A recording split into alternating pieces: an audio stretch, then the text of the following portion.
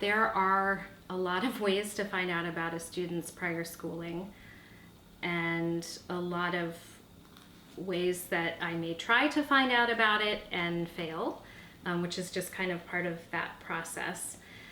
So part of it has to do with the fact that if a student didn't, for whatever reason, have access to much schooling in their home country or whatever their previous situation was. I've even had students who, that were born in the US and didn't start school till they were like 9 or something, right? So if there's a lack of formal education, that's something that can be embarrassing for the student, embarrassing for the family. So I've learned over the years that hearing from the student themselves or the parent, or seeing on a record that they attended school for X number of years, may or may not mean that they had schooling for most of that time. So I try to find out about their prior schooling by asking students questions. What was the name of your school? If they say, I don't know, that might give me a little bit of information to dig a little deeper. I might ask questions in just sort of get to know you conversation in my broken Spanish, if that's the language they're speaking, or whatever language they're speaking. I might just sort of ask, oh, did you go to school every day? How many days in a week did you go to school? What did you do in school? So kind of asking about what their school was like for them in casual get to know you conversation is probably the biggest way I do that.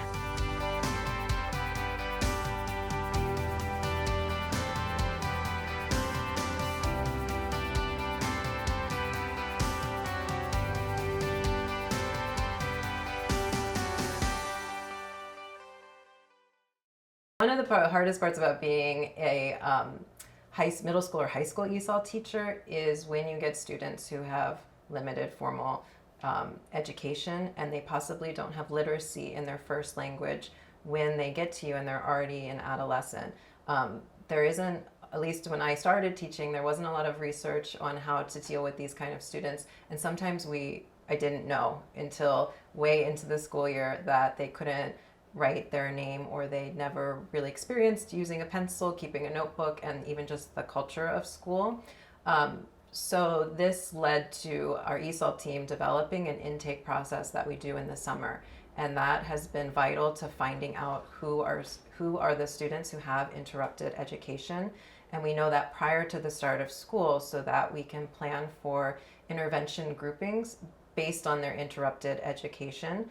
Some of the things we look for interrupted education, we want to know the length of time their education was interrupted. So there are many students who it's maybe 1 year or 2 years due to being in a refugee camp or the transition to the United States, but they had K through 6th grade or 7th grade uninterrupted, and they're fluent and they're literate in their first language, they've had math education.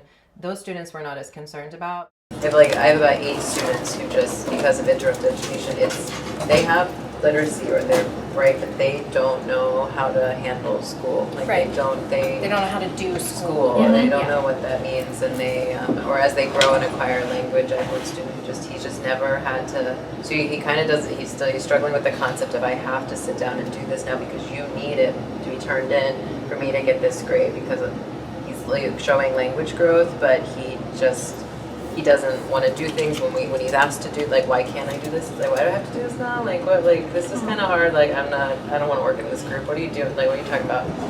But he's never been in school, so he doesn't, and yeah, and like, so they're like a separate set of issues with some of our students who have never been in school or been out of school for a really prolonged time. Mm-hmm. Another thing we run into is whether they were in a refugee camp or not, and then we always have to ask the extension question of like which refugee camp, where, what country, and whether they were like the dominant Muslim community, because we've had some students who were in refugee camps. It says on that they were in school, like the schools in the refugee camp, but if you were like the outside group, they basically put them, we've had some students who was like, oh, I was there, but they sat us in the side of the room and they didn't teach us, like it was like with segregation kind of. So we have kids that are really high literacy in like language, but then have 0 math because they had like 3-year gap in their math